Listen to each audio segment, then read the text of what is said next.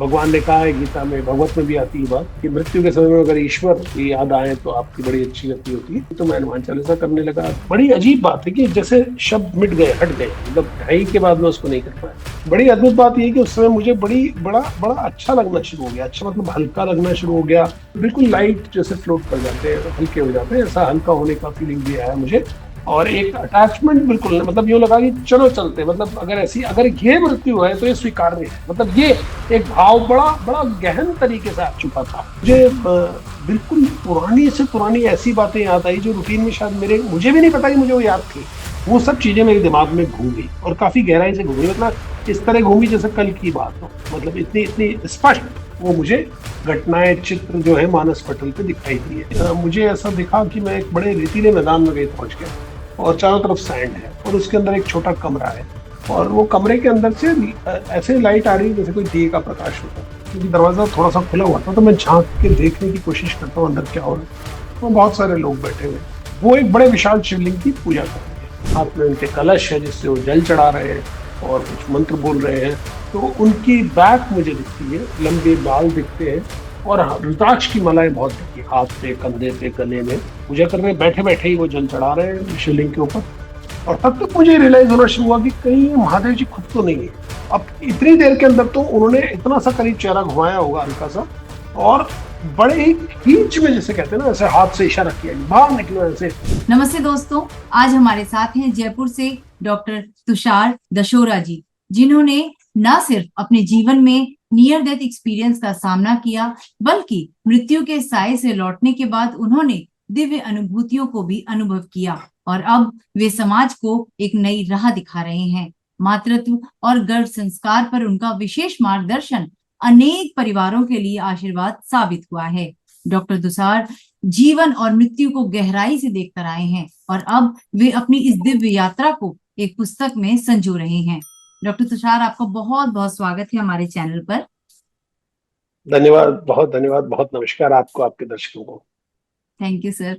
Sir, आपके जीवन में एक ऐसी घटना घटी जो बहुत चुनिंदा लोगों के जीवन में घटती है, नियर डेथ एक्सपीरियंस। तो सबसे पहले आज की इस यात्रा को शुरू करने से पहले मैं जानना चाहूंगी कि कैसे आपके जीवन में वो क्या पल थे कि आपने मृत्यु को इतने करीब से देखा, और मृत्यु पर मतलब उस दुनिया में जाने के बाद आपको क्या क्या दिखाई दिया, क्या था, क्या थी वो दुनिया। तो ऐसा है कि आपने करीब 1.5 साल पुरानी ये बात है, जब मुझे एक एट्रियल फिब्रिलेशन का अटैक हुआ था। तो मैं डॉक्टर हूँ, तो हार्ट रेट काफी तेज थी और लगातार इस तरह की फीलिंग सुबह सुबह मुझे हो रही थी जैसे कोई हार्ट के अंदर से ड्रिल मशीन चला रहा है या कोई मोटर जैसी चल रही है। और मैं पहले उसको इग्नोर करता रहा, मुझे लगा कोई सुबह उठाऊं जल्दी तो शायद कोई वियर्ड फीलिंग होगी। बट वो फिर परसिस्ट करती रही, वो लगातार चालू रही, कम नहीं हुई। और फिर मुझे लगा मेडिकल अटेंशन लेना चाहिए, क्योंकि मुझे थकान सी भी लग रही थी। और फिर चूंकि अब कोविड के बाद सबके पास पल्स ऑक्सीमीटर होता है, पल्स ऑक्सीमीटर में देखा तो हार्ट रेट जो है वो पकड़ नहीं पा रहा था पल्स ऑक्सीमीटर। एक नहीं, करीब 2 पल्स ऑक्सीमीटर हमने ट्राई किए थे। और फिर जब, चूंकि फैमिली ऑफ डॉक्टर्स है, वाइफ इज ऑल्सो डॉक्टर, मेरे को ब्रदर साथ रहते हैं तो वो भी डॉक्टर हैं, तो मदर इज ऑल्सो डॉक्टर। तो हम सब लोग तुरंत से, सबको लगा कि क्यों ना मेडिकल अटेंशन सीख किया जाए, क्योंकि हार्ट रेट ज्यादा लग रही थी और पल्स लेने पे भी सही पकड़ में नहीं आ रही थी। सो पास में हॉस्पिटल है जहाँ मैं काम कर चुका हूँ पहले, अभी मैं दूसरे हॉस्पिटल में शिफ्ट हो चुका हूँ। तो वाइफ ने तो इंसिस्ट किया कार्डियक सेंटर पे जाएं, लेकिन बीच में रास्ते में जाते हुए ही कि वो इतना, मेरी वो हार्ट रेट बढ़ गई थी कि मुझे लगा कि हम वहां तक नहीं पहुंच पाएंगे। तो मैंने इंसिस्ट किया कि जो पास वाला हॉस्पिटल है वहीं जाए। और बड़ी स्ट्रेंज बात ये कि वो हार्ट अटैक जैसी चीज नहीं थी, क्योंकि बीइंग अ डॉक्टर मुझे ये सब चीज पता है कि घुटन, सफोकेशन, लेफ्ट आर्म रेडिएशन, वो सब चीजें मैं उसमें कॉन्स्टेंटली अपने दिमाग में, मैं अपना दिमाग चला रहा था, जो मेरी ट्रेनिंग है कि कहीं कार्डियक वो तो नहीं है मेरे को। तो it was not a heart attack, it just rhythm से कुछ हो रहा था, रिदम बढ़ चुकी थी काफी ज्यादा। और जब तक वहां पहुंचे तो मैं चल के गया हूँ हॉस्पिटल में, लेटा हूँ जाके स्ट्रेचर पे, इमरजेंसी ट्रायज के अंदर। स्ट्रेचर नहीं लिया मैंने, मैं वॉक करके ही गया। और फिर वहां जो घटनाएं हुई उसमें मेन मूल जो घटना है, मैं उसको बहुत विस्तार पूर्वक ना बता करके उसको छोटा करके ही बताता हूँ। कि जब मैं लेटा तो नेचुरली सब दवाई और वो सब उन्होंने चालू की, स्टाफ मुझे पहचानता था, ड्यूटी चेंज का समय था। तो उन लोगों ने जब मुझे इंजेक्टेबल्स लगाने शुरू किए, तो वो इंजेक्टेबल्स लगते हुए शुरू में तो मुझे काफी सेंसेशन था, तो जैसे सुई चुभ रही है, एक लेवल के बाद एक स्थिति ऐसी आई जहां मुझे वो सेंसेशंस आने बंद हो गए। वो मेरे लिए काफी स्ट्रेंज था, क्योंकि मैं अनकॉन्शियस नहीं हुआ था, ना मुझे कोई अनकॉन्शियस होने वाली दवाई दी गई थी। तो मुझे ये अजीब लगा कि मैं क्यों नहीं फील कर पा रहा हूँ मेरी बॉडी के साथ क्या हो रहा है। और वहां एक कट भी लग गया था, जब सिस्टर रेजर से बाल हटा के टेप लगाना चाह रही थी, तो एक कट लगा और स्किन काफी उतर गई थी। तो मुझे देख के मैंने देखा इतना ब्लीड कर रहा है, स्किन उतरी, लेकिन मेरे को बिल्कुल फील नहीं हो रहा है। तो वहां मुझे थोड़ा समझ में आया कि शायद कुछ जो हो रहा है वो कुछ अलग हो रहा है। और तब तक मुझे ये भी, चूंकि चिंता, मैं तो लेटा हुआ था, मॉनिटर्स मेरे सर के पीछे थे, तो मैं तो नहीं देख सकता था कि मॉनिटर्स पे पीछे क्या आ रहा है। तो मैं सबके चेहरे पढ़ पा रहा था, तो चेहरे पे चिंता उठ रही थी सबके, तो मुझे लग रहा था कि कुछ बात शायद बिगड़ रही है, सीरियस है। और बड़ी एक दूसरी स्ट्रेंज बात जो थी वो ये थी कि मैं सबकी आवाज बड़ी क्लियरली सुन पा रहा था, बहुत क्लियरली। मतलब कोई दूर भी अगर खड़ा हो, 8-10 मीटर दूरी पे एक डॉक्टर बात कर रहे थे, रिपोर्ट कर रहे थे कि ऐसे डॉक्टर साहब आए, उनकी हार्ट रेट बढ़ी हुई, तो वो सब बात बड़ी क्लैरिटी से, जैसे बिल्कुल अभी जैसे कान में ईयरफोन लगाए हम सुनते हैं क्लैरिटी के साथ, उतनी क्लैरिटी के साथ मैं दूर की बात को भी सुन पा रहा था। फिर बड़ी जो अद्भुत बात है, जिसको कह सकते हैं स्ट्रेंज फीलिंग है, वो ये है कि एक मुझे ये लगने लगा कि शायद ये मेरा अंत समय हो सकता है। अब ये ऐसे कभी नहीं लगा, बीमार पहले भी पड़े, बट उस समय एक बात ये लगने लगी कि ये शायद अंतिम समय हो सकता है, पहली बात। दूसरा, मेरे मन में एक ये भाव आ गया कि मैं बहुत बातचीत करने का शौकीन हूँ, मित्रों में भी जब बैठते हैं तो काफी लोग टॉकेटिव मानते हैं मुझे, तो वाक्पटुता भी है, तो बोलता भी हूँ। तो वो बड़ी अजय अलग बात है कि उस समय मैं बात नहीं करता, मैं किसी से बात करना ही नहीं चाह रहा, मतलब मन में ही इच्छा नहीं थी कि मैं कुछ बोलूं। दूसरा, मेरे मन में भाव आ गया कि ये मित्र हैं, दोस्त हैं, परिचित रिश्तेदार जो भी हैं, मेरे नियर एंड डियर वंस हैं, सब मेरा भला ही चाहते हैं, और सब डॉक्टर्स मुझे जानते हैं, मित्र हैं। तो they are doing the best they can, तो ये वो कर रहे हैं जो ये जानते हैं। तो मुझे लगा कि मुझे वो करना चाहिए जो मैं जानता हूँ। काफी वर्षों से मैं भी एक मार्ग पे चल रहा हूँ। तो मैंने कहा मैं अपनी हो सकता है कि ये एक बून इन डिस्गाइज हो, ईश्वर की तरफ से कि वरदान हो, कि मैं कई बार, क्योंकि जब मित्रों के साथ बैठता हूँ तो इस तरह की चर्चाएं करता हूँ कि भगवान ने कहा है गीता में, भगवत में भी आती है बात, कि मृत्यु के समय में अगर ईश्वर याद आए तो आपकी बड़ी अच्छी गति होती है। तो मैंने कहा चलो अपन ईश्वर को याद करें, जो अपना कार्य है अपन वो करते हैं, ये लोग जो इनका कार्य है वो ये कर रहे हैं। तो मैंने करनी शुरू करी, तो मैं हनुमान चालीसा करने लगा, दो कर पाया, तीसरी ढाई करी होगी करीब, तो उसके बाद मैं भूलने लगा, जो बड़ी स्ट्रेंज बात है। जिस हनुमान चालीसा को मैं नींद में भी कर लेता हूँ, जब सोते हुए भी कर लेता हूँ, उठते ही करता हूँ, तो हनुमान चालीसा मेरा दिन और रात है। तो वो बड़ी अजीब बात है कि जैसे शब्द मिट गए, हट गए, मतलब ढाई के बाद मैं उसको नहीं कर पाया। वहां मुझे बड़ा अजीब भी लगा, जैसे जैसे ऐसी बात है कि जैसे आपसे आपका नाम पूछा जाए तो आप नींद में भी सही बताएंगे, गलत थोड़ी बताएंगे। तो वो जो चीज आपको बाय हार्ट है, दिन रात पता है, उठते बैठते सोते आप कर सकते हैं, उसको आप सडनली भूल जाए। तो एक तो ये बड़ा मुझे लगा कि मैं श्रुति लोप हो रहा है शायद। दूसरा, फिर मुझे लगा, मैंने कहा शायद जो बात हो रही है वो घटना शायद और गहरी है, और मन का शायद साथ छूट रहा है, तो स्मृति का भी छूट रहा है। तो राम जप शुरू करते हैं, तो मैंने फिर राम नाम जप शुरू किया। बड़ी अद्भुत बात यह है कि उस समय मुझे बड़ा बड़ा अच्छा लगना शुरू हो गया, अच्छा मतलब हल्का लगना शुरू हो गया। अच्छा, मैंने ये सब बातें सोची उस समय कि अगर ये मृत्यु की पीड़ा है, तो शास्त्रों में ऐसा कहा गया है कि 1,000 बिच्छू काटे इतना दर्द होता है, इतना पेन होता है। तो मुझे तो पेन नहीं हो रहा है, जबकि प्रोसेस सब हो रहे हैं। तो या तो वहां गलत कहा हुआ है, या मैं कुछ अलग फील कर रहा हूँ, या कोई दवाई का असर है। और फिर मैंने ये भी सोचा कि ये शायद ईश्वर की कृपा है कि अपने को दर्द नहीं फील हो रहा, और अपन जागते जागते जा रहे हैं। क्योंकि मेरा ये बड़ा कंसर्न, अक्सर फिलोसफिकल डिस्कशन जब हम करते हैं, तो मुझे लगता है कि भाई जो व्यक्ति एकदम से कोई बिजली गिर जाए, गोली लग जाए, ऐसा कभी जाता है, तो वो तो याद ही नहीं कर पाता है भगवान को, तो उसकी गति कैसे होगी। ये मैं अब कई साधुओं से, महात्माओं से जब मेरी चर्चा होती है, उनसे भी ये प्रश्न पूछता हूँ। तो मुझे उसमें बड़ी कृपा भगवान की लगने लगी एक तो। दूसरी बात ये कि मुझे अटैचमेंट नहीं फील हुआ, ये मेरे लिए बड़ा स्ट्रेंज है, क्योंकि उसी समय पे मुझे घेर के मेरी पत्नी भी थी, बेटा भी थोड़ा दूरी पे खड़ा हुआ था, मदर भी थी। तो मुझे बड़ा बड़ा मतलब ये लगा, मतलब एक क्षण को ये लगा कि अगर ये अंतिम समय है, तो अपन जा भी सकते हैं और चल सकते हैं, ऐसी कोई खास बात नहीं है। तो मेरा दिमाग, जो इंटेलेक्चुअल ब्रेन जिसको कहते हैं, लॉजिकल ब्रेन जिसको कहते हैं, वो सब अभी तक जो भी बातें ब्रेन में कंडीशन थी, जिनके बारे, क्योंकि कुछ एक्सपीरियंसेस ऐसे होते हैं जिनके बारे में आपने सुना होता है। जैसे हम जब गर्भ संस्कार के अंदर जब पेनलेस डिलीवरी की बात करते हैं, तो हम मदर से कहते हैं कि भाई आपने जो कुछ सुना है वो प्रसव पीड़ा के बारे में सुना है, आपको प्रसव पीड़ा पहली बार होगी, तो आप उसके बारे में जानते ही नहीं है। तो इसलिए आदमी ने मन से एक भय उसका बना के रखता है।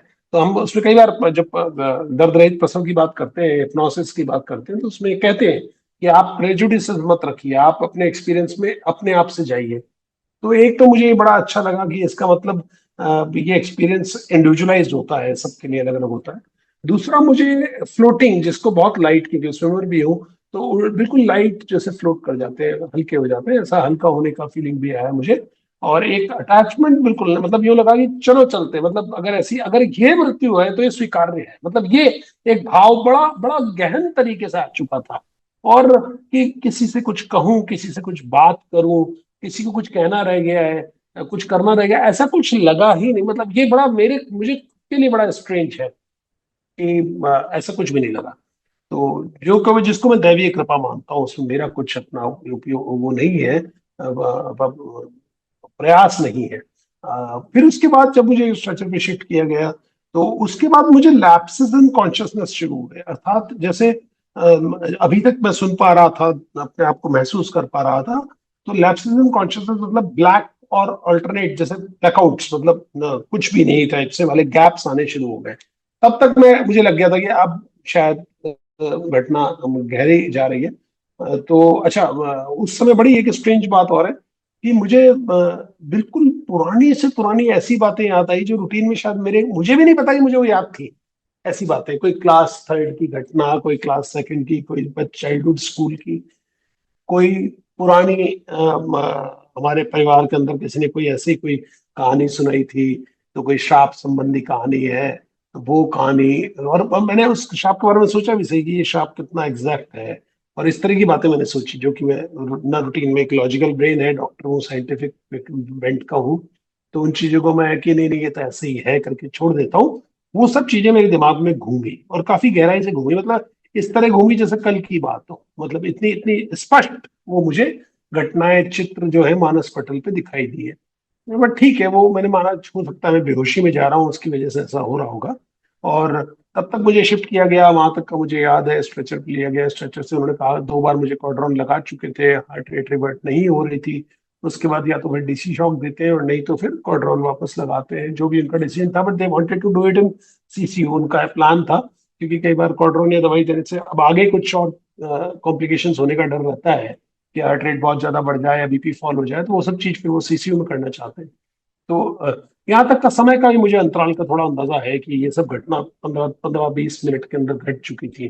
तो वो मुझे शिफ्ट कर रहे थे, और मुझे लिफ्ट तक का भी याद है कि लिफ्ट में ले गए, और लिफ्ट का भी मुझे छत पे, क्योंकि जब ले जाते हैं स्ट्रेचर पे तो आपकी दृष्टि ऊपर होती है छत पे, तो अस्पताल की लाइट्स देखी, फिर ब्लैक दिखा है पूरा। फिर उसके बाद वापस हॉस्पिटल लिफ्ट में गया हूँ, उसका ब्लैकआउट है। फिर कब लिफ्ट से सीसीयू में गया, कब बेड पे मुझे वापस सीसीयू में लेटाया गया, वो सब मुझे याद नहीं।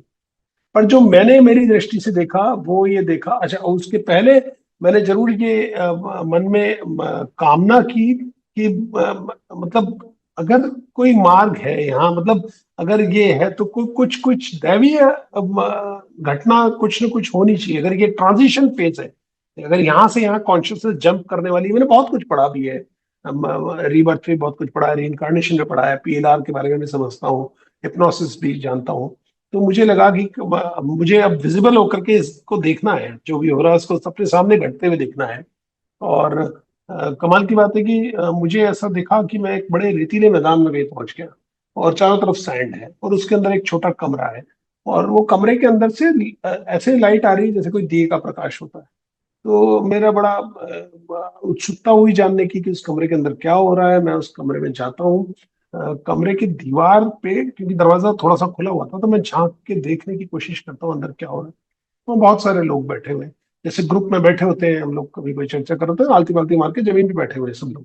तो वो उनकी सबकी बैक मेरी तरफ है, तो मैं चेहरा किसी का भी नहीं देख पाया। और सेंटर में मैं देखता हूँ तो एक बहुत बड़े व्यक्ति, काफी ऊंचे होंगे, 7-8 फुट ऊंचे होंगे, क्योंकि वो सब बैठे हुए लोग जो है काफी नीचे दिखाई दे रहे हैं। वो एक बड़े विशाल शिवलिंग की पूजा कर रहे हैं, और बड़ा हाथ में उनके कलश है जिससे वो जल चढ़ा रहे हैं और कुछ मंत्र बोल रहे हैं। और वही छोटा दिए का प्रकाश है जो इस कमरे में है। और वो उनको मैं थोड़ा गौर से देखने की कोशिश करूं तो उनकी बैक मुझे दिखती है, लंबे बाल दिखते हैं।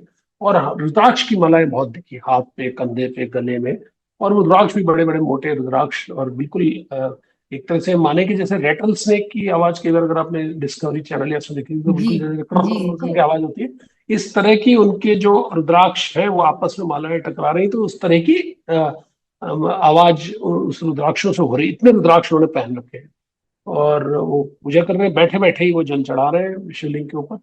तो मैं गौर से देखने लगा कौन व्यक्ति है और ये क्या पूजा हो रही है, समझने की कोशिश करने लगा। तो सडनली मैं देखता हूँ कि उनका एक हाथ ऐसे उठता है और यो यो इशारा करता है, जैसे बाहर जाने के लिए कह रहे हो। लेकिन मैं देखता रहा, मतलब मैं वहां से हटा नहीं, मेरे मुझे बड़ा रुचि होने लगी इस पूजा के अंदर। तो मैंने कहा कि हो क्या रहा है, देखें तो सही, समझे तो सही क्या किस तरह की पूजा है। तो करीब थोड़ा सा ही समय बीता होगा, 10 20 50 सेकंड का। उन्होंने अगली बार करीब 10 15 डिग्री तक उनका सिर घूमता है। वो चेहरा तो मैं पूरा नहीं देख पाया। और तब तक मुझे रियलाइज होना शुरू हुआ कि कहीं ये महादेव जी खुद तो नहीं है। तब तक मेरे दिमाग में चल लगा कि मैंने कहा ये तो इन्होंने वागाम्बर पे बैठे हुए हैं और इनके हाथ में पूरे वो लंबी जटाएं हैं, तो ये कहीं खुद शिव जी तो नहीं है। तो ये मैं चल रहा है मेरे दिमाग के अंदर। और जो स्किन टोन है वो टिपिकल ऐसा, बिल्कुल ब्लूइश भी नहीं कहूंगा, चित्रों में ब्लूइश देखते हैं, बट बिल्कुल ब्राइट, मतलब चमक अंदर स्किन के अंदर से। और मैं सब सोच रहा हूँ, कोशिश कर रहा हूँ, तो लंबे खुले हुए बाल और अद्भुत अद्भुत व्यक्तित्व, मतलब अद्भुत व्यक्तित्व और वेल बिल्ट एंड ऑल। तो अब इतनी देर के अंदर तो उन्होंने इतना सा करीब चेहरा घुमाया होगा हल्का सा, और बड़े ही खींच में, जैसे कहते हैं ना, ऐसे हाथ से इशारा किया कि बाहर निकलो ऐसे। तो वो खींच को मैं जो रिलेट भी करता हूँ, मैं यही कहता हूँ हमेशा कि जैसे ऑपरेशन थिएटर में कभी कोई एंटर हो जाए तो हम उसको एक्सप्लेन नहीं करते कि आप स्टेराइल एरिया में आ गए, हम सिर्फ इरिटेशन से कहते हैं। और डॉक्टर्स होते हैं हॉस्पिटल में, बाहर निकलिए बाहर निकलिए, मतलब क्योंकि जो बाहर से कोई रेंडमली अगर वो स्टेराइल एरिया में वॉक इन कर जाएगा तो पूरे एरिया को इन्फेक्ट कर देगा। तो उस समय कोई भी व्यक्ति हो, कितना ही वीआईपी हो, हम गुस्से में कहते हैं बाहर निकलो यहाँ से आप। तो उन्होंने बोला कुछ नहीं, बट सिर्फ इशारा किया। इशारा बड़ा खींच और बड़ा एक तरह की झिड़की थी कि जाओ यहाँ से बाहर। तो मुझे लगा कि शायद कोई कोई रहस्यपूर्ण या कोई कोई ऐसी पूजा है जिसके बारे में मुझे अभी जानना नहीं है। तो और ये नाराज हो रहे हैं जो करवा रहे हैं, तो मैं I should not stand here. अब मैं वहां से मुड़ जाता हूँ। ये घटना के बाद मैंने जो दृष्टि अपनी आंख खोली है, तो मैं हॉस्पिटल बेड पे था और सराउंडेड बाय नर्सेस थी, डॉक्टर्स थे। एक मेरे सीनियर थे जिनको मैं देख के आश्चर्यचकित भी हुआ, क्योंकि मैंने पीडियाट्रिक से पहले मेडिसिन की है, तो मेडिसिन में वो मेरे सीनियर थे, मैं उनको पहचान भी गया। तो वो मेरे को देख के बोले तुषार, और मैं भी उनको एकदम पहचान गया। और फिर मैं लेटा हुआ ही था, तो तब तक ये लोग प्रसन्न हो रहे थे कि पी वेव आ गई, हार्ट रेट ठीक हो गई, वो खुश हो रहे थे। तो फिर उन्होंने मुझसे, मेरे पास आया, बोले क्या हो गया। मैंने कहा बॉस मुझे सुबह से ऐसा हार्ट रेट बढ़ी हुई लग रही थी। लेकिन मैं, अब जो मेरे को होने लगा वो मुझे समझ नहीं आया कि जैसे मैं वहां खड़ा हुआ हूँ, वो घटना मुझे इतनी रियल लग रही थी कि मुझे लग रहा था कि मैं यहाँ ये ऑपरेशन थिएटर में क्या कर रहा हूँ। तो क्या मैं वहां बैठ के ऐसा कुछ सपना देख रहा हूँ, ये मेरे साथ बड़ा वो, मतलब रियलिटी को जज करने में मेरे को थोड़ा सा वहां कंफ्यूजन होने लगा। और फिर मैं उनसे बात करने लगा, उन्होंने मेरे को 2 1 मिनट कुछ बात करी, हिस्ट्री ली होगी। फिर उन्होंने, जब तक वो शायद इंजेक्शन तीसरा लगा था जिसकी वजह से हार्ट रेट स्टेबल हुई थी, तो और वो डीसी शॉक तैयार कर रहे थे लगाने के लिए, तो वो टाइम पे भी शायद वो इंजेक्शन के असर से मेरा एकदम से मुझे ऐसा लगा तेज उल्टी आएगी, और मुझे बात करते करते एकदम ब्लैकआउट हो गया, बिल्कुल टोटल ब्लैकआउट। मैं शायद I fell on the bed itself, this is what my wife told me. तो ये कि मेरे को ऐसा लगा तेज उल्टी आएगी और मैं बिल्कुल बेड पे ही गिरा हूँ। तो उसके बाद बीपी फॉल हुआ, तो शायद नॉर एड्रेनालिन एंड ऑल जो भी बीपी बढ़ाने के लिए दवाइयाँ लगाती हैं लगाई गई। और उसके बाद मैं स्टेबल हो गया, तो थोड़ी देर बाद फिर मैं कॉन्शियस हो गया था। तो फिर उन्होंने कहा आप तुम लेटे रहो, उठो मत, कहीं सिर ऊंचा कर रहे हो तो ऑर्थोस्टैटिक हाइपरटेंशन हो रहा है। But what is more important is कि ये समझने में करीब शाम तक भी, क्या एक दिन पूरा मुझे लग गया। तो मेरे मित्र भी आए मिलने, वाइफ भी आई, तो मैं क्वेश्चन ये पूछ रहा था कि अपन कहाँ पे है। तो मेरे उस टाइम एक गैप सा हो गया था कि मैं कहाँ, मतलब हुआ क्या है उससे थोड़ा सा डिटैच हो गया था। और दूसरा ये था कि मेरे को समय का विस्तार समझ में नहीं आता कि इस घटना को 30 मिनट हो गए, 40 मिनट हो गए, या 3 मिनट हुए, 4 मिनट हुए, तो मेरे को कुछ भी समझ नहीं आया। तो मुझे बड़ा, और वो चीज मुझे बड़ा परेशान भी कर रही थी कि मतलब कितना समय बीत गया और अपन कहाँ पे है। और ये क्या हो रहा है। तो वो it took me time to come back to normal senses. और मेरे दोस्त आए बाद तक, मैं उनसे पूछता रहा।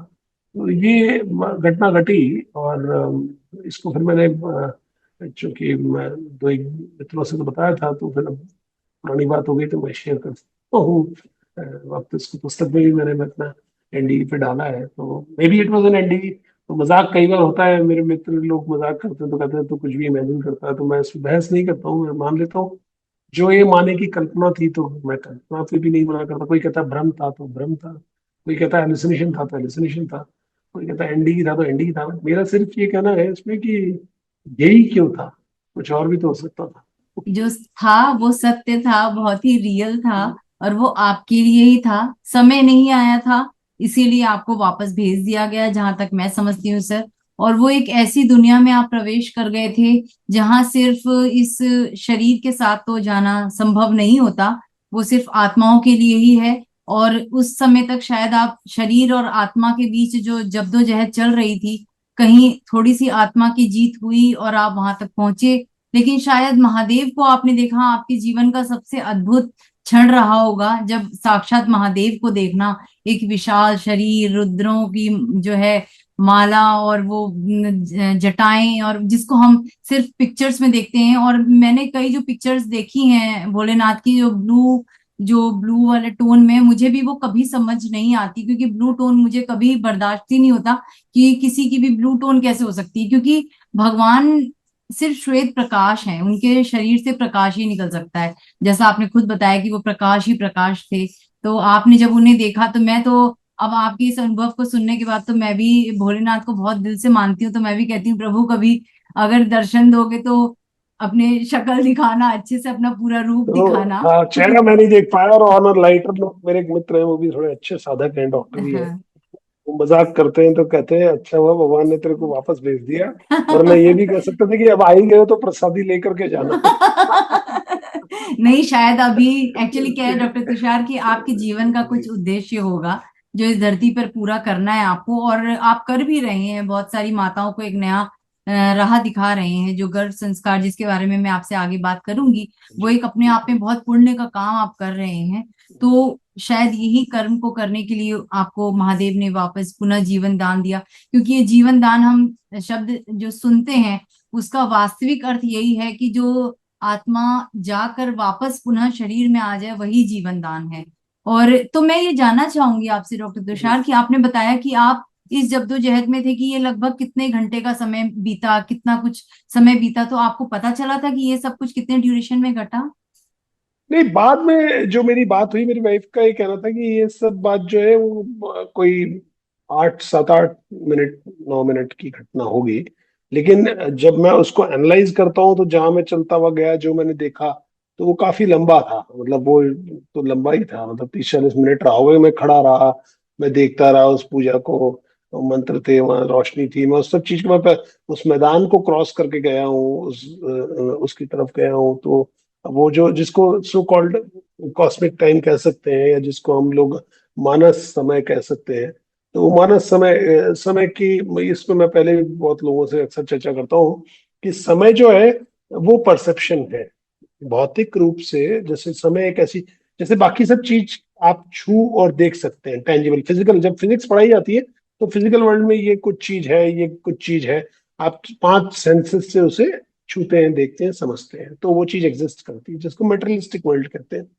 समय ही एकमात्र ऐसी ऐसी थॉट है, समय ही ऐसी वस्तु है मटेरियलिज्म के जिसे हिसाब छुआ से, ही नहीं जा सकता। जिसको छू नहीं सकते।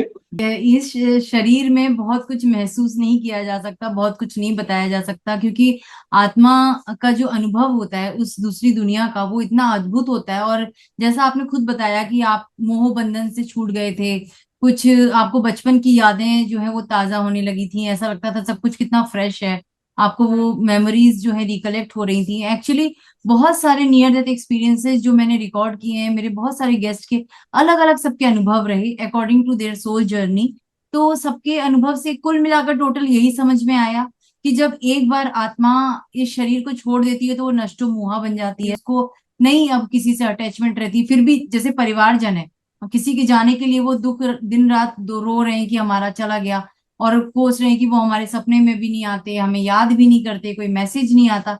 एक्चुअली जो चला गया उससे अब नहीं आएगी यहाँ की याद। बहुत ही कम आत्माएं हैं जो इधर बंद कर रहती हैं, फिर तो वो भटकती रहती हैं, अदरवाइज तो आत्मा पास ऑन कर जाती है।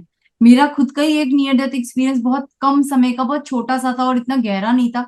फिर भी मैंने इस चीज को महसूस किया कि नहीं होती है अटैचमेंट, नहीं होता है इतना कनेक्शन किसी के साथ। और आप जितना लाइट और जितना हल्का और जितनी जितना एनर्जी उस वक्त फील करते हो, वो आपको कभी इस देह में हो ही नहीं सकता, कभी हाँ, नहीं हो वो सकता, लाइटनेस कभी मैंने महसूस की, कभी वैसी नहीं लाइट होती। मतलब इतनी हाँ, अच्छी नींद भी लियो, कुछ भी लिया हो तो, लेकिन जो कुछ नहीं। बिल्कुल जैसे पंख शरीर से भी ज्यादा हवा हल्का हवा से, लगते हैं हम। हाँ, हवा से भी ज्यादा हल्का, मतलब लाइट।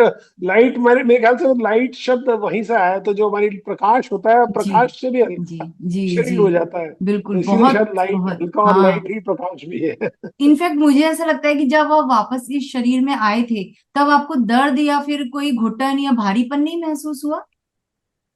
नहीं, मुझे मुझे वो क्योंकि दवा का असर, वो मैंने आपको बताया, उसके बाद हाँ। इमीडिएटली 2-3 मिनट बाद में ही वो दवा के असर से शायद मैं थोड़ा अनकॉन्शियस हो गया था, जी टेम्परली बीपी जी। फॉल हुआ था मेरा।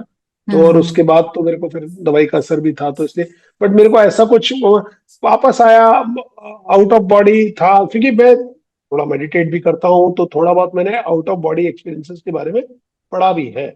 और हम्म। मैं कॉन्स्टेंटली काफी समय तक इस बात पर विचार करता रहा कि एक, क्या ये कल्पना है, ये बिल्कुल नहीं। ठीक बात है, जो मैं क्योंकि मैंने कहा ना आपको, मैं खुद स्केप्टिकल हूँ। तो दूसरा, अब पहला, क्या ये कल्पना है, क्या ये भ्रम है, और तीसरा कि क्या बदला, मतलब कुछ बदल तो नहीं गया, कहीं कुछ चेंज तो नहीं हो गया। तो जो आपने कहा कि उसका एक बड़ा स्ट्रेंज चीज है कि मेरे में जो क्रेविंग थी, पहले बहुत चीजों की क्रेविंग होती है, कई बार ऐसा होता था बहुत सी चीजों को लेकर के, कि ये जरूर खाएंगे, ये जरूर करेंगे, यहाँ जरूर जाएंगे, वैसा अब कुछ नहीं लगता। मतलब मतलब एक तो दूसरा सॉलिट्यूड, जैसे पहले होता था कि लोगों के साथ अधिक से अधिक रहे, वो लोगों के साथ रहे, बातचीत करें, मिले, अपने भाव शेयर करें, अपने विचार शेयर करें। अभी बहुत उसके बाद से बहुत धीरे धीरे करके हुआ है वो, तो बहुत स्ट्रेंज हो गया, मतलब मेरे को शायद अपने साथ ही रहना अच्छा लगता है। तो हाँ, ये थोड़ा एग्जैक्टली यही मैं आपसे जानना मुश्किल चाहती भी थी, है। क्योंकि सेम यही चीज मेरे साथ हुई थी कि जब मैं, उससे पहले क्या था कि मैं एक तो मीडिया इंडस्ट्री में थी। तो मेरे तो मतलब मीडिया इंडस्ट्री एक बहुत ग्लैमरस चकाचौंध वाली दुनिया है, तो वो बहुत अलग ही एक जोन होता था। मस्ती मजाक दोस्तों के साथ और लेट नाइट की शिफ्ट्स करना, वो एक अलग दुनिया थी। जब ये घट जाता है जीवन में, उसके बाद कुछ भी अच्छा नहीं लगता, अकेलापन अच्छा लगता है। पता नहीं क्यों एक अंदर से जब आप खाली बैठते हो, तो ऐसा लगता है कि बहुत सुकून है। कोई जी शोर, कोई जी। टीवी अच्छी नहीं लगती, परिवार की जो पार्टीज हैं उससे आप थोड़ा बचना चाहते हो, और परमात्मा के प्रति अपने आप ही खिंचाव सा होने लगता है कि खाली समय है तो चलो कुछ हल्का म्यूजिक चलाकर मंत्र चला लें या कुछ, जैसा मेरे मतलब मेरी जो फीलिंग्स हैं वो मैं बता रही हूँ। मुझे नहीं पता आपके जीवन में क्या आपको फील होता है, तो मेरा एक बट दूसरा जो बड़ा बदलाव, परिवर्तन हुआ उसके बाद हाँ, में, मैं जानना वो ये था चाहूंगी कि क्या मैं चेंजेस आए। तो मेरा क्या है कि एक तो ज्योतिष की तरफ एकदम मेरा रुझान हो गया, जो मेरे पहले कभी भी नहीं था। कि being a doctor, being a scientific person, तो मैं बिल्कुल भी उसमें तो बदलाव विश्वास करता था, और कई जगह ज्योतिष की मान्यताओं को चैलेंज भी करता था। तो बड़ी कमाल की बात है, बड़ी इंटरेस्टिंग बात है कि मेरे उसके दूसरे तीसरे दिन से ही मैं अचानक से ज्योतिष की कुछ चीजें पढ़ने लगा, देखने लगा। और मैंने कहीं से एक गुरुजी भी, एक नहीं, 2-3 गुरुजी को कोर्स के लिए भी एनरोल किया, मुझे मतलब ललक जाग उठी कि इसे मैं जानूं, और सीखने भी लगा। और बड़ी रैपिडली जिन चीजों को पहले बड़ा क्लिष्ट और बड़ा मानता था कि ये तो इरेलीवेंट है और इनका कोई समझ नहीं हो सकती, और इनमें क्या है, और ये तो ऐसे ही बना रखा है, और मन की चीजें, वो नहीं, मेरे को उसमें पैटर्न पकड़ में आने लग गए, खूब सारे पैटर्न्स। और बड़ी मजेदार बात ये हुई कि मेरे जो गुरु हैं एक ज्योतिष वाले, तो उनसे मेरी जब बात हुई थी, तब मैंने उनको बताया कि ये घटना घटी, क्योंकि बड़ी स्ट्रेंज घटना है कि उसी दिन मेरे बेटे का ऑपरेशन होना था, शोल्डर सर्जरी का, तो वो नहीं हो पाया क्योंकि मेरे साथ ये घटना हो गई। तो वो 7 दिन बाद हुआ। और मेरा एक डॉग था, तो उसकी डेथ करीब 2 से 3 हफ्ते में हो गई। उसका मैं, मेरी नानी वॉज लाइक माई मदर, तो नानी के ननिहाल में ही पला बड़ा हूँ। सो आई लॉस्ट माई नानी also with in that 1 month, तो बड़ा एक ट्रॉमेटिक वो फेज हुआ। तो मैंने ऐसे ही जब अपनी घटना उनके साथ शेयर करी, तो वो जो मेरे ज्योतिषाचार्य गुरु थे, उनका उन्होंने चक्कर बता दूंगा, डॉक्टर साहब आपकी केतु महादशा शुरू हो गई, और वो केतु में राहु का अंतर था, तो आप तो मृत्यु से होके निकले हो, क्योंकि अष्टम का केतु है, तो अष्टम का केतु तो मृत्यु तुल्य कष्ट देता है। तो वो फिर और बड़ी अद्भुत बात यह है कि मैं सीखने भी लगा, मेरे को इंटरेस्ट भी आने लगा, मैं प्रिडिक्टिव भी करने लगा एस्ट्रोलॉजी। और बहुत सारी घटनाएं हुई उसके बाद, फिर डिजीज कोई दूसरी डायग्नोज हुई, फिर कुछ और हुआ। तो बहुत सारी चीजें, बट मेरी स्पिरिचुअलिटी में एक बड़ा अद्भुत जो मेरे साथ घटना घटी कि बहुत से कुछ ऐसे सत्य हैं। जो भी चीज पहले, या किसी एक छोटी बात को ले लें, जैसे श्लोक को ले लें, तो कोई श्लोक है, तो वो श्लोक पहले 1000 बार सुना होगा और पढ़ा भी होगा, तो कभी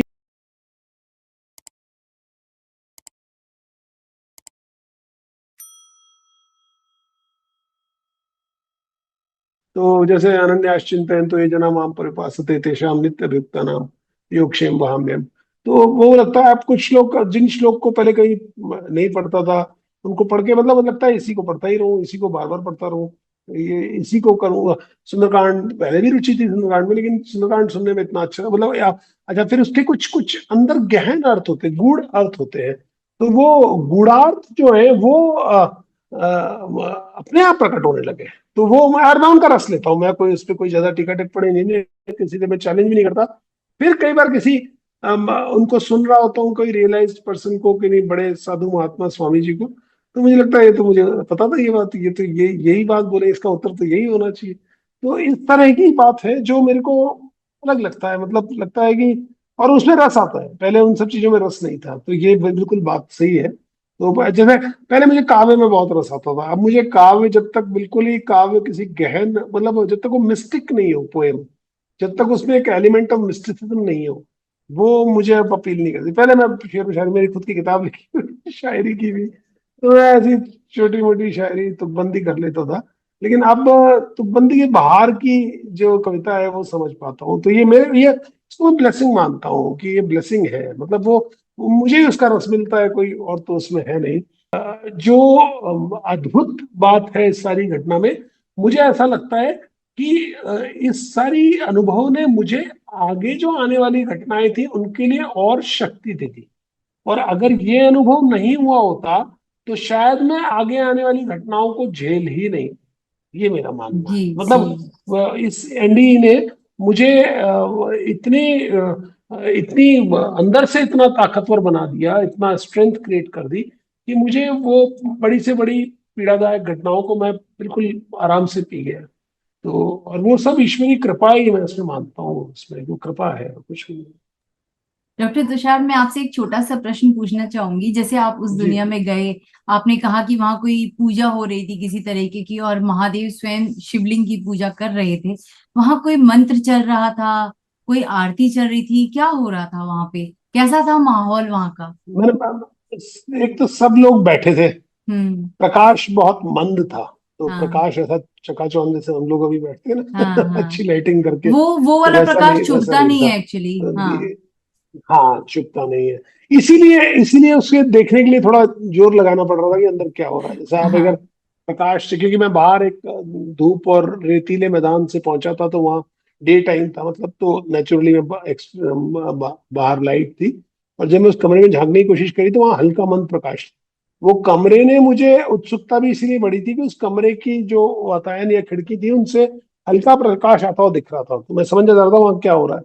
और जो सब लोग बैठे थे, वो मैं बहुत अच्छा सा रिकॉल, क्योंकि बैक मैं किसी का भी चेहरा नहीं दे पाया, इंक्लूडिंग, मैंने कहा कि वो, मैं प्रिज्यूम करता हूँ महादेव जी थे, क्योंकि उनका चेहरा मैंने नहीं देखा।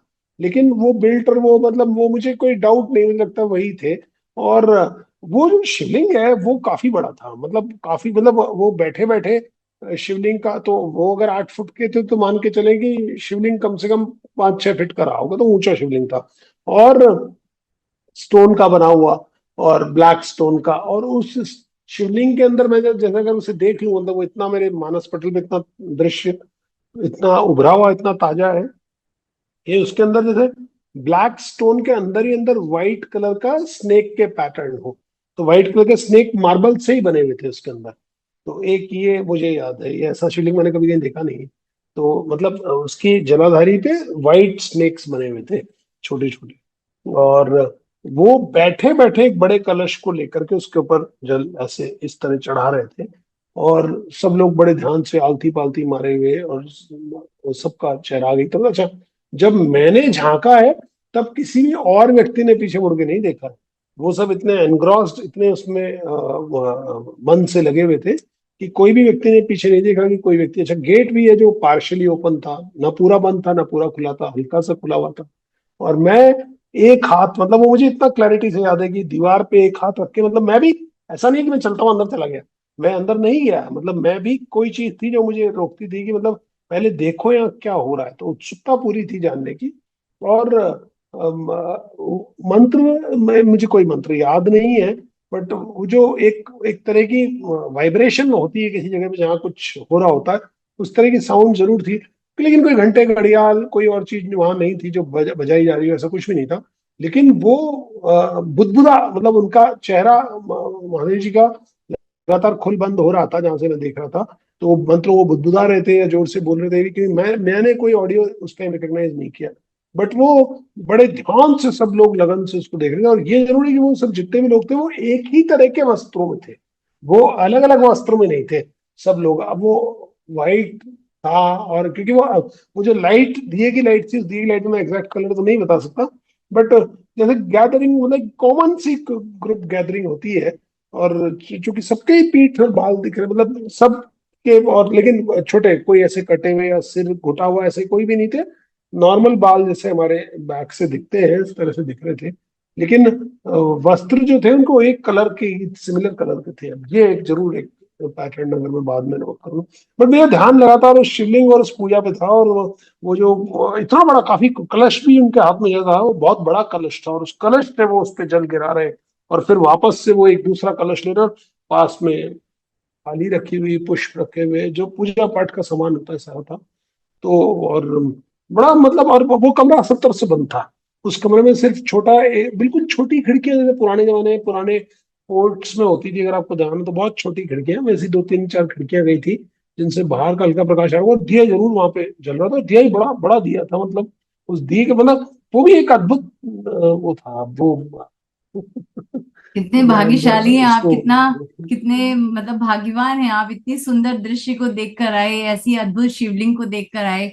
उस शिवलिंग को हाँ जो मुझे जो सारी सृष्टि को चला रहा है, कितना सुंदर हाँ, नजारा मुझे कुछ होगा लोगों ने ये भी महादेव कहा को कि देखना। किसी आर्टिस्ट को डिस्क्राइब करके इसको ड्रॉ तो शायद मैं अपनी बहुत पुस्तक में डालूंगा इस चित्र को अद्भुत बनवाने की अद्भुत कोशिश चीज करूंगा। आपने देखी है, बहुत भाग्यशाली हैं जी आप। जी जी स्वयं जी। महादेव ने आपको, मतलब कैसे कहूँ शब्दों में, मुझे बहुत अच्छा, खुशी लग रही है मुझे, सुनकर इतना अच्छा, अच्छा मेरे लग रहा है। मेरे इष्ट हैं, मतलब भगवान शिव जी मेरे इष्ट हैं। तो मैं पहले यही मानता था कि महादेव जी इष्ट है, तो इसलिए मैंने महादेव जी को देखा होगा। लेकिन बहुत सारी, जैसे आज सुबह बात जब हुई तब मैंने आपको ये बताया कि मैं अपने आप ही, महादेव जी ने मुझे दूसरे डायरेक्शन में बढ़ा दिया, फिर महाराज जी की तरफ बढ़ा दिया, फिर हनुमान जी की तरफ। तो बहुत सारी, मेरी भी अपनी एक पूरी यात्रा है, तो सब हर व्यक्ति की होती है। जी जी। हम सभी साधक हैं। मैं कई बार ये कहता हूँ, क्या होता है कई बार ऐसी सब घटनाओं से कई बार हमारा अहंकार पुष्ट हो जाता है। कई बार हम ऐसा सोचने लगते हैं कि मैं होलियर देन दाउ, इंग्लिश में से कहा जाता है कि मैं अन्य किसी व्यक्ति से अधिक विशिष्ट हूँ, या अन्य किसी व्यक्ति से अधिक पवित्र हूँ। इस तरह का अहंकार जो होता है वो साधक का नाश करता है। तो सिद्धांत रूप से हमको सबको पहली बात ये माननी चाहिए, ये भी मुझे उसके बाद ही ये समझ में आई बात कि हम जितने भी लोग इस सृष्टि में हैं, कम से कम मनुष्य रूप में, तो उन सबको डिफॉल्ट में एक बात माननी चाहिए कि हम सबके ऊपर ईश्वरीय कृपा है। वो इस बात से कि हमें मनुष्य देह मिली, बस इसी से मान लेना चाहिए। तो अब आप उसका क्या करते हैं, जैसे मान लीजिए ये माने कि एक पिताजी के 10 बच्चे हैं और 10 बच्चों को उसने 100-100 रुपए दिए, तो अब कोई भी बच्चा ये नहीं कह सकता कि मेरे साथ पार्शलिटी है, भाई सबको 100 रुपए दिए ना, तो खर्चा करो अपना, एक मेले में जा रहे हो तो पिताजी पार्शल नहीं है। तो उस प्रकार से हमारे जो परमपिता परमेश्वर, जिन्हें महादेव जी कहूँ, तो वो उन्होंने हम सबको एक देह दी है, मनुष्य देह दी है। और मनुष्य देह से ही शायद ये अनुभव हो सकते हैं, क्योंकि हमको दो फंडामेंटल बातें समझनी पड़ेगी। एक तो है कि हम में से जिस भी व्यक्ति ने मनुष्य देह जिसको मिली है, उसकी मुक्ति का द्वार भगवान ने वहीं खोल दिया, पहली चीज। जैसे आप ये माने कि आप एक एग्जाम के लिए एलिजिबल हो गए, अब एलिजिबिलिटी आपको मिल गई, तो अब आपको उस एग्जाम में क्लियर, अब आप पढ़ेंगे तो पास हो जाएंगे। अब आप ये नहीं लड़ सकते कि मैं तो एलिजिबल ही नहीं हूँ, जो एलिजिबल जी नहीं है वो नाराज हो सकता है, सब जी एलिजिबल हो, आप सब जी एग्जाम दे सकते हो।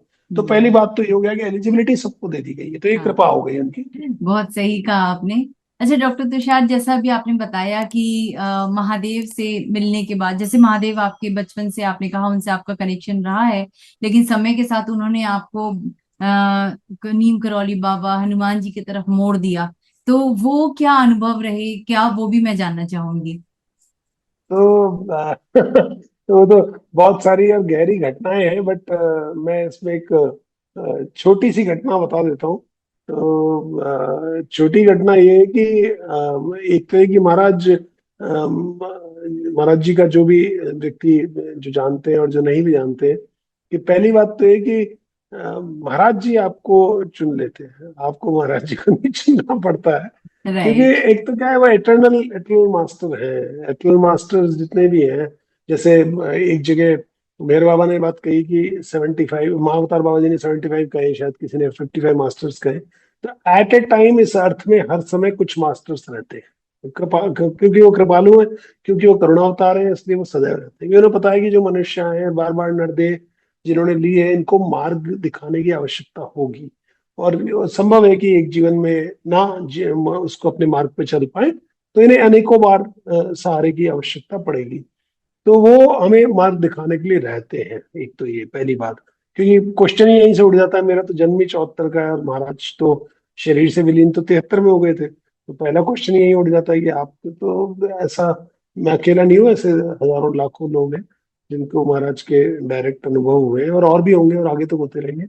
क्योंकि महाराज स्वयं हनुमान जी के अवतार हैं और कई लोगों ने अनुभव किया है। तो वो मेरा भी व्यक्तिगत अनुभव है। तो एक तो है कि महाराज आपको स्वप्न एक माध्यम है जिससे वो आपसे कनेक्ट करते हैं। दूसरा ज्यादा कॉमन माध्यम है कि महाराज की चर्चा चल जाएगी कहीं ना कहीं पे, फिर कोई महाराज की पुस्तक मिल जाएगी, फिर कोई घटना हो जाएगी। बट इसमें एक ही चैलेंज है जो मैंने अपने जीवन में पाया, कि सबसे पहले तो कुछ ना कुछ एडवर्स एडवर्सिटी, जिसको प्रतिकूलता कहते हैं या जिसको कठिनाई कहते हैं, मुश्किल कहते हैं, जीवन में कोई कष्ट कहते हैं, वो पहले आ जाता है। तो वो आते ही आपका एक बार तो विश्वास डगमगाता है कि अरे मैं क्या मार्ग पे चल रहा हूँ और सब बेकार की बातें हैं, उससे कुछ नहीं होने वाला, और मैं सब गलत चीजें हैं और अपनी बुद्धि से ही मैं सब कुछ सॉल्व कर लूंगा। लेकिन फिर कुछ घटनाएं ऐसी घटती हैं, कुछ ऐसा होता है कि आप महाराज की कृपा, मतलब तो फिर आप जीवन हमेशा के लिए बदल जाता है। फिर he is there to stay, मतलब so consider yourself very fortunate. अगर मैं तो ये मानता हूँ कि महाराज का कोई कोई घटना भी कोई आपको सुना दे, या कोई आपके उनके बारे में कोई बात बता दे, या कहीं से कोई उड़ती उड़ती बात भी आपके कान में पड़ जाए, तो आप खुद पाएंगे, मैं नहीं कह रहा हूँ, आप स्वयं पाएंगे कि उनका आपके जीवन में पदार्पण हो चुका है। He is entering now. और उनका खुद का एक सेइंग थी कि हम जिसका एक बार हाथ पकड़ लेते हैं फिर नहीं छोड़ते। जैसे कई बार लोग बोलते हैं कि जी। अमुक साधना करें, ये साधना करें, तो मैं कई बार मेरे से जब पूछते हैं तो मैं एक ही बात कहता हूँ, मैं कहा एक ही साधना है। मैं कहा छोटा बच्चा क्या साधना करता है? मैंने कहा वो रोता है माँ के लिए, बस बिलखता है। तो मैंने कहा जिस दिन आप बिलख लोगे उस दिन आपको बहुत कुछ बदल जाएगा जीवन में। दर्शनला जिसको कहते हैं एक सत्य निष्ठा से, या जिसको कहेंगे एक साफ हृदय से, जिस आप पुकारोगे तो ऐसा आंसर करते हैं कि फिर आप डाउट ही नहीं कर सकते। मेरे एक मित्र ने एक बार संदेह उत्पन्न किया था। उसने कहा कि अरे कैसे मिल सकते हैं? मैंने कहा तुम मन में भाव करो, आगे आगे वो मिल लेंगे वो मिल लेंगे तुमसे आके, तुम चिंता मत करो। और दूसरा, रूप जरूरी नहीं, कि महाराज खुद कहते थे कि जरूरी नहीं है कि मैं इसी रूप में आऊंगा, कि मैं कंबल लपेट के और ऐसे आऊं कि तुम मुझे पहचान सको, जरूरी तो नहीं है ना। तो वो तब भी कहते थे, बहुत बहुत से अद्भुत उन्होंने अपने समय में चमत्कार दिखाए हुए, मतलब चमत्कार उन्होंने अपनी ओर से दिखाने की एक भी बार चेष्टा नहीं की। वो कहते थे मैं एक साधारण व्यक्ति हूँ, मैं कोई चमत्कार नहीं करता हूँ। जी जी, बहुत जी। सुंदर तरीके से आपने बताया। सर मैं आपसे आगे जानना चाहूंगी कि आप जो ये गर्भ संस्कार, जो ये एक सोसाइटी को आप बहुत अमूल्य चीज दे रहे हैं, तो इसके थ्रू आप मतलब मुझे पता है कि गर्भ संस्कार यानी कि वो 9 महीने की जर्नी, जिसमें आने वाला जो एक नई जीवन है उसको एक सुखद जीवन देने की प्लानिंग है। वो 9 मंथ में आप वो कुछ दे जाते हैं जो उसका पूरा जीवन आने वाली आत्मा का बदल कर रख देता है। तो क्या आप उस गर्भ संस्कार में आध्यात्म को भरते हैं या मेटेरियलिस्टिक चीजों को, मतलब किस तरीके से होता है, मैं शॉर्ट में जानना चाहूंगी। तो संक्षिप्त रूप में इतना सा बता सकता हूँ आपको कि ये मान लीजिए कि पहली बात, जैसे मैंने कहा कि ट्रेन जर्नी है, तो ट्रेन जर्नी इतनी इंपॉर्टेंट नहीं होती जितना हमारा डेस्टिनेशन इंपॉर्टेंट होता है। हम डेस्टिनेशन के लिए सचेत रहते, तो गलत ट्रेन में नहीं बैठते और गलत जगह पे नहीं बैठते ना, हमें पता होता है। तो उस प्रकार से गर्भ संस्कार इतना सा है कि हर माता को, पिता को और गर्भ में पल रहे बालक को ये पता होना चाहिए कि जीवन में हम आ रहे हैं और देह धारण कर ली है तो सबने, तो हमारा कोई एक पर्पस है, एक मूल, एक हमारा कुछ लक्ष्य है जिसके लिए हम इस देह में आए, जो मैंने कहा। और मानव देह एक बार मिल गई तो कृपा तो आपके ऊपर हो चुकी है। तो अब मेरा मूल लक्ष्य क्या है और अब मुझे किस डायरेक्शन में जाना है, किस दिशा में जाना है। और दूसरा हमारा एक्सपीरियंस ये है कि बच्चे का जो मन होता है जो गर्भ में पल रहा होता है, और ये साइंटिफिकली प्रूवन भी है कि जैसे वेट सीमेंट होता है ना, गीला सीमेंट, उस प्रकार होता है। तो उसमें जो भी बात आप इंप्रेशन उसको देंगे, वो उसके अंदर परमानेंट हार्ड वायर हो जाएगा, फिर वो जिंदगी भर के लिए उसके साथ वो रहने वाला है। तो एक गर्भावस्था के अंदर सुनाया गया महामृत्युंजय, गर्भावस्था में सुनाया गया गायत्री मंत्र, गर्भावस्था में की हुई राम नाम जप, गर्भावस्था की सुंदरकांड, गर्भावस्था की पढ़ी हुई कहानियां कहीं लंबी याद रहने वाली है। दूसरा, जो भी चीज माता करती है उसकी जो भावनाएं होती है और उसके जो विचार होते हैं, वो डायरेक्टली ट्रांसफर होते हैं बच्चे को, सीधे सीधे। पिता की वाणी और माता के विचार, ये साइंटिफिक है, सारा प्रूवन है। तो हम लोग करीब अब 18-20 साल हो गए, मैं पीडियाट्रिशियन हूँ, गायनेकोलॉजिस्ट है, तो ऐसी क्लासेस प्रेटी मॉम के नाम से करते हैं। पुस्तकें भी हमारी आ चुकी हैं, spiritual secrets of pregnancy and child birth, और वाओ शायद पीछे लगी हुई है। तो कुल सार ये है कि हम ये कहते हैं कि 9 महीने जो आप करेंगे वो 99 साल, अब वो उस मनुष्य का जो जीवन है उसको आप इस 9 महीने के अंदर बना सकते हैं। और इसका सबसे बड़ा जो एग्जाम्पल है वो हमारे ही पुराणों में है। जबकि कयाधु जो हिरण्यकश्यप की पत्नी थी, उनको इंद्र जब अटैक किया देवताओं ने, तो हिरण्यकश्यप तो उस टाइम छुप के भाग गए। तो इन्होंने सोचा कि इनकी पत्नी प्रेग्नेंट, गर्भवती है, तो इनके गर्भ में जो पल रहा बालक है, चूंकि ये दैत्य का बालक है तो स्वयं भी दैत्य होगा, तो इसको मार देते हैं। गुण जो माता पिता से आते हैं उससे कहीं ज्यादा गुण वो होते हैं जो माता गर्भ के दौरान उसमें संस्कार भी डालती है, बीज बोती है। तो अगर उचित संस्कार दिए जाएंगे तो क्या पता है बालक बहुत बड़ा प्रतापी राजा हो और ये भगवान का भक्त हो। ऐसा कह करके नारद जी उसे लेके जाते हैं अपने आश्रम में, कयाधु को, और भागवत सुनाते हैं, भगवान की कहानियां, भगवान की सब स्रोत सुनाते हैं। एंड फिर हम जानते हैं कि उसके बाद जो बालक हुए थे वो प्रहलाद हुए थे, भक्तराज प्रहलाद। तो अब मजेदार बात यह है कि आज का मॉडर्न साइंस भी इसको मानता है, एक वर्ड आ गया आजकल जिसको हम लोग कहते हैं एपीजेनेटिक्स। तो पहले साइंस ये मानता था कि जेनेटिक्स सब कुछ है, अर्थात जी। जो जीन्स आपके अंदर आए। तो सिंपल वर्ड्स में कहूं तो अगर आप चोर माता पिता की औलाद है तो आपको चोर होना चाहिए, ये जेनेटिक्स ही कहती है। हाँ हाँ। लेकिन एपीजेनेटिक्स एक साइंस है जो ये कह रहा है कि ठीक है जीन्स हैं आपके अंदर, लेकिन अगर एनवायरनमेंट उनको सपोर्ट करेगा तो ही वो जीन्स फल देंगे, सारे जीन्स फल नहीं देते। ये संभव है मेरी चमड़ी का रंग मेरे जीन्स से आया हो, ये संभव है मेरे बाल मेरे जीन्स से आए हो, लेकिन मेरा व्यवहार, मेरी वृत्ति, मेरे संस्कार, वो सब मेरे जीन्स से नहीं आए, वो मेरे एनवायरनमेंट से आए। तो अगर वो एनवायरनमेंट अच्छा होगा तो ये संभव है कि मैं एक दुराचारी का पुत्र होते हुए भी सदाचारी हूं, या वाइस वर्सा, सदाचारी का पुत्र होते हुए भी दुराचारी हूं। इसमें गर्भ संस्कार का बहुत रोल है। और मेडिकल साइंस भी अब इसको मान रहा है कि जेनेटिक्स उतनी डोमिनेंट नहीं है जितनी एपिजेनेटिक्स है। सर चलते चलते बस एक चीज और जानना चाहूंगी। जैसे आपने बताया कि अपनी इस जीवन यात्रा को आपने किताब में लिखा है, मैं उस किताब के बारे में जानना चाहूंगी। उसका पूरा नाम क्या है? अगर कोई उसे पढ़ना चाहता है तो वो कैसे उसे मिल सकती है? तो मैं बहुत बहुत आपको साधुवाद कि आपने आने वाली पुस्तक के लिए पूछा, बट जल्दी ही आ जाएगी। बट मैं उसका नाम बता देता हूँ। तो इस किताब का नाम है tumour, third eye and the tale of Hanuman. तो और तीनों ही मेरे जीवन से होके गुजरी हुई गहरी घटनाएं हैं, तो चूंकि बड़ी हृदय के पास भी है, मर्मस्पर्शी भी है, और करीब करीब ये मान के चलेंगी 3 मृत्यु और एक जीवन की घटना है। तो गहरी घटना है, और उससे, और उसमें हर घटना के बाद मैंने उससे कि मैं मुझे उससे क्या शिक्षा मिलती गई। तो प्रतिकूलता है, लेकिन प्रतिकूलता में एक तो कृपा, उसमें जो अगर मैं एक शब्द में समझाना चाहूँ जिसकी मैं बात कर रहा था, कि महाराज जी कैसे जीवन में एक छाता बन के आए, और ऐसा छाता जो नॉर्मल छाता नहीं जो सिर्फ धूप या बारिश से बचाए, ऐसा छाता जो बिजली गिरने से ही बचाए। ऐसे महाराज जी मेरे जीवन में आए, तो उस बारे में है। और पूरी 100% उसमें सत्य घटनाओं का विवरण है उसमें, कि क्या हम्म। क्या मेरे साथ कहाँ कहाँ कैसे होता रहा, और मैं प्रशांत प्रदर्शन हर जगह, हर जी, समय, हर स्थान। मुझे पूरा विश्वास है कि आपकी जो बुक है बहुत लोगों का जीवन बदलेगी। और उसमें जो भी अनुभव आपके आप साझा आपने किए हैं, क्योंकि वो परमात्मा से जुड़े अनुभव हैं, तो वो जिसके जीवन में वो किताब जाएगी उसके जीवन में भी कुछ ना कुछ बदलाव जरूर लेकर आएगी, क्योंकि परमात्मा की मर्जी होगी तभी वो किताब उस तक पहुंचेगी।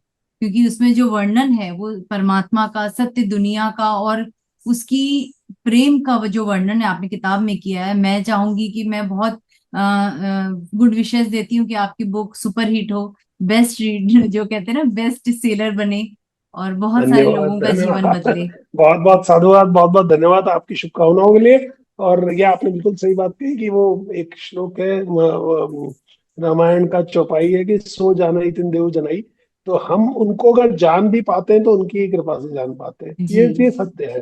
तो ये महाराज की कृपा से ही ये मैं लिख पा रहा हूँ, वरना मैं लिख भी नहीं पाता, क्योंकि घटनाएं इतनी मर्मस्पर्शी हैं और इतनी वो है कि मुझे कई बार तो उनको लिखते हुए मुझे लगा कि मैं इनको लिख कैसे रहा हूँ। तो अब वो मेरी नीस है, वो प्रूफ रीडिंग करती है, तो वो कहती है मौसा ये तो बड़ी अच्छी है, वो प्रूफ रीडिंग में ही कहती है प्रूफ रीडिंग में ऐसा लग रहा है कि मैं तो दूसरे वर्ल्ड में पहुंच जाती है। तो मैं कहा, चल अच्छी बात है, समबडी इज एटलीस्ट अब कोई वेरीफाई कर रहा है कि जो मैं, क्योंकि वो तो खैर वो हाँ, इस जर्नी का, बच्चे जो हैं घर में जो परिवारजन है वो इस यात्रा का हिस्सा रहे हैं। बहुत सुंदर। बहुत आज मेरा जो समय था ये आपके साथ चर्चा का सफल रहा। बहुत बहुत अच्छा लगा आपसे मिलकर, आपकी जीवन की इन घटनाओं को सुनकर, क्योंकि हर एक घटना आपके जीवन को एक नई राह दिखाती है। आज आपके अनुभवों से मुझे भी बहुत कुछ सीखने को मिला, बहुत कुछ समझने को मिला। और अपने सबसे करीब जो मेरे सबसे बड़े जीवन का जो प्यार है, मेरा फर्स्ट लव जिसको बोलते हैं, महादेव, उनके बारे में इतना सब कुछ जानने को मिला। उस पूरी दुनिया को आपने अपनी आंखों से मुझे दिखाया, तो वो भी मेरे लिए बहुत हृदय स्पर्शी रहा। मुझे बहुत खुशी हुई आज आपसे मिलकर, और आप हमारे प्लेटफॉर्म पर आए इसके लिए आपका बहुत दिल से धन्यवाद। बहुत बहुत धन्यवाद, बहुत बहुत धन्यवाद।